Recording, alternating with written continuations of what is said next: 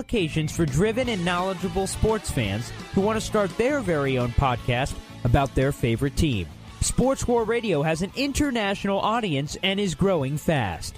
Don't miss the chance to become the go-to news source for your favorite team. Email sportswarradio@gmail.com and tell us why you would be a great addition to our team. Sports War Radio. Let the battle begin. Let's get back to the action. This is the Heel to the Face podcast on Sports War Radio.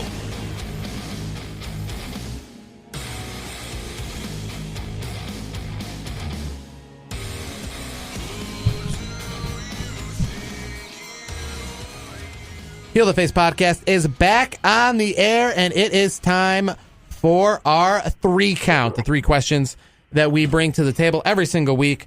I normally come up with most of them because, well, they are kind of kooky, and we're going to start with this first one. And good point to Wretched Wrestling for saying, we didn't even notice this happened, but that's what you got to do, your due diligence, and you got to do your homework to even know that this happened. So the Twitter question of the week was this.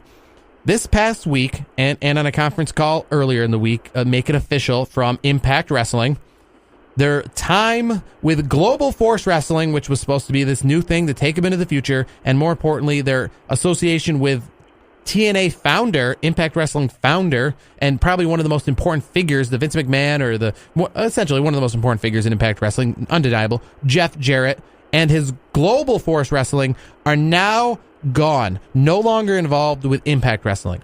So my question was this, and I know the easy answer would be, well, it's probably not going to change much at all. It's probably going to stay status quo. That's too easy. So let's ask this. Is the popularity, or do you think that the popularity of Impact Wrestling without Jeff Jarrett and without Global Force Wrestling, but most importantly without Jeff Jarrett, is going to gain or lose popularity? I put gain. I mean, here's the thing. I mean, where are they at right now? They're in the shitter when it comes to popularity anyways. I feel that they are on, I feel recently they have been on a decline more so. And I kind of compare this to arena football. Now, I saw there was news this week that there's going to be an arena football team in Albany. That's what brought this in my head. But you remember arena football in the middle 2000s, early 2000s? It wasn't NFL. It wasn't trying to be NFL, but it was a cool and a very popular alternative to the NFL. Yeah. They had 30 teams. The arena games were on ESPN every single week. Yeah. Now the Arena Football League, after taking a year off of not existing, they have 5 teams. 5 teams, and they're not in any of the markets that you remember. You know what I mean? You remember the San Jose Saber Cats and all this, some of these big markets that existed. They're not in a lot of these markets that were huge. They're not in New York City and such. I remember, I'm not saying that they were ever big, and that's with TNA. TNA was never WWE, but it was trying it had its place. It was as close to essentially second place as you could get. I never thought it was going to eclipse, but it was making it fun, and it was making it interesting. That's why a lot of these guys like Samoa Joe or AJ Styles, essentially you heard about them because you knew about them in Impact Wrestling. Yeah, that's why they were a big deal when they came to WWE, because you heard about them. A lot of the guys that are Impact Wrestling now, if there's nobody over there that you're just clamoring to bring in WWE, because they're not in second place. They're in third place behind Ring of Honor, and they're falling fast. You think Ring of Honor's number 2? I think Ring of Honor's number 2. Where would you put New Japan then? I would put New Japan Wrestling. I'd put them at 3. I'd put them ahead of Impact. In the United States, it's murky. Obviously on the globe, they're probably bigger than Impact Wrestling. Yeah, that's the thing. Impact Wrestling, and that's. I would put Lucha Underground ahead of them. And that's honestly the sad thing. In Impact Wrestling, they have to be the most resilient wrestling organization I have ever seen, because most other organizations. Look at WCW. They were huge, and they still shut their doors when they had so much adversity. Impact Wrestling, they're on a crappy TV channel. Then they're on no TV channel. Then they're on a TV channel that's crappier than the crappier TV channel. But they keep on going. They still have television all over the world. They're still, on occasion, putting out. They don't have 12 pay-per-views like they used to. They're down to 2, but they're still fighting. They still put out a weekly program. They still have some decent stars like Abyss. Abyss is an Impact Wrestling guy through and through, but they've fought a lot of adversity. Look at Alberto Del Rio. They made him that champion when they had the big Global Force Wrestling Impact unification match last year, when Global Force Wrestling was the savior. They made him the champion, and then he has all these issues, and he's gone and got to get rid of the belt. So they've fought through a lot of adversity, but I just wonder how much more they can do, and I wonder, Bound for Glory, their big pay-per-view is next Sunday night. I'm wondering if this could possibly be the last Bound for Glory. I mean, I just, how much more can they go through? Paul, what is your opinion on this matter? Yeah, I kind of agree with you, Jared, that I think it's clearly on life support, and I'm starting to question myself if this upcoming pay-per-view is the last. And really, because WWE dominates the majority of the market and all these other guys are fighting for morsels at the table, I don't know how much more they could take. I don't know how, in terms of, we're talking about the impact, popularity increase, popularity decrease. I think in terms of their slice of the pie is so marginal that whether it's increased or decreased, it's not going to make enough of a difference to whether it's going to keep them alive or kill them. I think ultimately their inevitable death is on its way. And I'm okay. And unfortunately, I mean, it's going to be unfortunate to see them go down under. It sounds like, because I'll be honest with you, I don't watch it a lot. I'll check it out once in a blue moon. I really don't know what the heck's going on there. It would be cool to see Abyss in WWE. Storyline-wise, I don't know what's going on. Now, I'm going to be at Bound for Glory next Sunday, and I'm actually pretty pumped because the card is very good for but it's not like WWE in the sense of I know why the matches are happening. It's just a straight up card. It's like going to a football game where you don't know the records of any of the teams, but you've heard of the two teams, and that's what this is. It looks like a great card, and we'll talk about it more next week, as it'll be the week before Bound for Glory. But I feel Impact Wrestling, what really hurt them is TV. And TV in the sense of Ring of Honor got TV.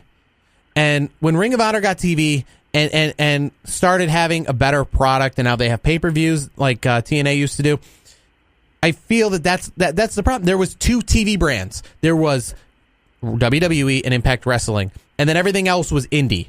Ring of Honor has come out of the indie circuit and has weekly television. They have storylines. They have characters like WWE in the sense that they have just backstage interviews one week and don't wrestle at all, and then they build up matches on TV, so you buy the pay-per-views. And that's what's hurting Impact Wrestling, is there's just only so much talent to go around. Before, if they weren't in WWE, you wanted to be in Impact Wrestling. Now, if you're a talent, let's say Cody Rhodes, before, if he wasn't in WWE, he would do his damnedest to be an Impact, because it's either one or the other. And now it's not that. Now there's all these guys there's Ring of Honor and there's New Japan. So there's 4 spots. So if you're not in WWE, that doesn't mean you're in Impact. And that's what it meant before. Before, it meant if you were a superstar, you were in Impact or you were in WWE. Now there was no in between. Yeah, but Ring of Honor is now another alternative. Yeah, to me, that's the next competition right there. I mean, they're not going to ever outdo WWE. We know that. But Ring of Honor is a lot of, Daniel Bryan's came from there. Seth Rollins, Dean Ambrose. You had a lot of great. Kevin Steen, as a lot of people would remember. Yeah. For the listeners that don't know, that's Kevin Owens, just so you know. But Ring of Honor, I mean, they're a good program. They were always kind of indie, though. Yeah, and I like that, though. It's different. But now they're a television product. But it's still indie to me, though. Yeah, and that's probably why they're more popular to Impact Wrestling, because they have everything that Impact Wrestling wants. They're the alternative. Impact Wrestling, remember, tried being the alternative for a while. They tried being what WWE wasn't. Ring of Honor is what WWE isn't. It's the true alternative. And you know what? And to be honest, there's a lot of Ring of Honor fans that don't care for WWE. There's some people that are just diehard Ring of Honor, and that's it, and that's fine. And speaking of Cody Rhodes, I mean, I was reading some stuff. I don't know how much it's true or not, but reading the headlines and stuff. I was reading that there's a lot of the WWE might be making even more budget cuts, and I guess there's been some wrestlers, obviously unnamed, that have reached out to Cody Rhodes and see what options are available. What options are available, and how are you feeling? After the move, and obviously I think he's doing pretty well, but I think they see how well he's doing. From a financial standpoint, I think he's doing pretty well. I'm not going to be surprised if I see some people leaving. I mean, look at all the people that have, left the company.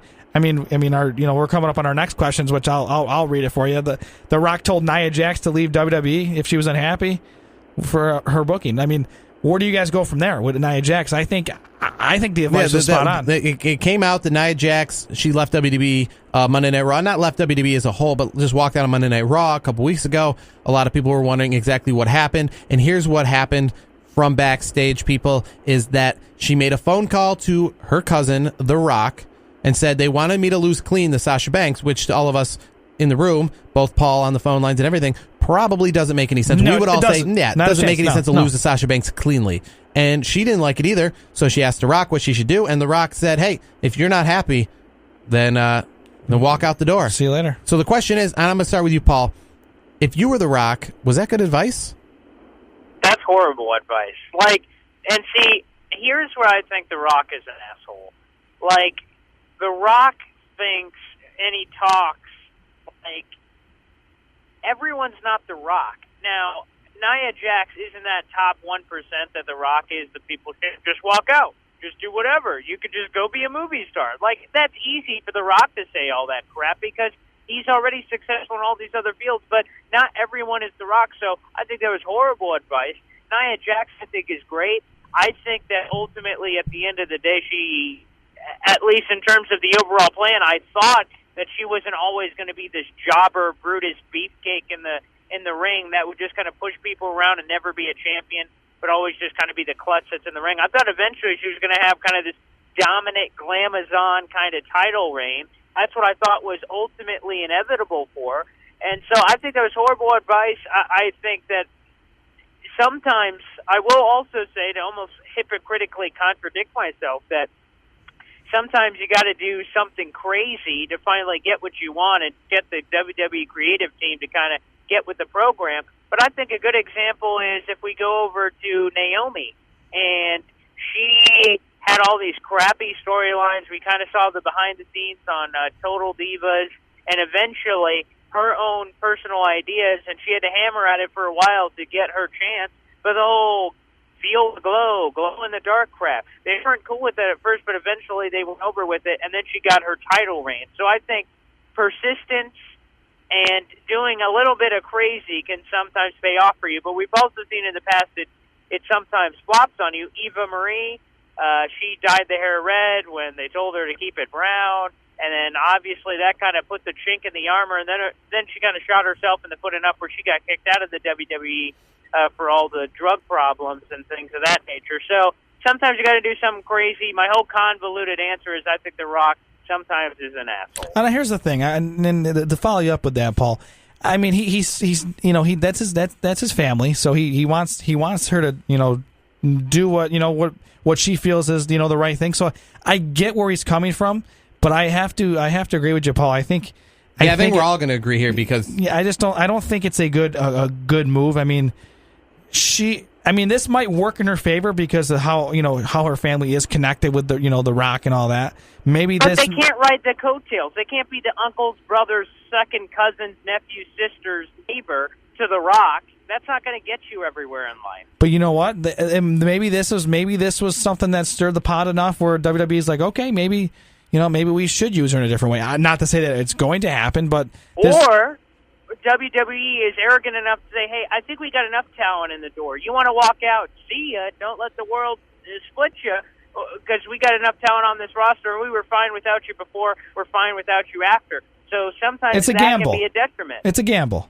It really is a gamble. I hope it all works out for Nia Jax one way or the other. Hopefully we see her back in the ring soon. Yeah, I mean, but to the point, I'm going to say, awful advice. I think there's a better solution than just quitting. Was anywhere in there saying, hey, did you try to talk to somebody? Hey, you want me? Hey, talk to Carano. Hey, he really wants to stick up for his family. I'm The Rock. Maybe I can do the talking for you. That's what maybe I can talk to somebody about what's going on. I was going to say, hopefully, maybe he could pull some strings because he is one of the the faces of he's one of the iconic names in the business. This is what you guys are. Jared's right. The Rock, his name can get a meeting with anybody on planet Earth. So instead of saying, hey, quit and then we'll figure it out, say, hey, I'm The Rock. Maybe on the opposite side, I can help you get a meeting with Vince McMahon or whoever and say, hey, WWE Creative, let's get your shit together. I'm the freaking Rock. Why don't you give her a chance to do this? And if she falls flat, she falls flat. Yeah, I mean, I agree. I mean, I would say this. The Rock, before he gave her this advice, he should have said, because I bet your ass he has Vince's number on his iPhone, So he has it on speed dial. Yeah, he's got it on one of his favorites where he can make a call in a second. And guess what? When Vince sees The Rock's number and sees his name popping up, he's picking up the goddamn phone on the first ring. Absolutely, he's gonna be hello, and then the conversation go from there, and maybe from there that gives her a little kick in the rear end instead of pulling this stunt. I think this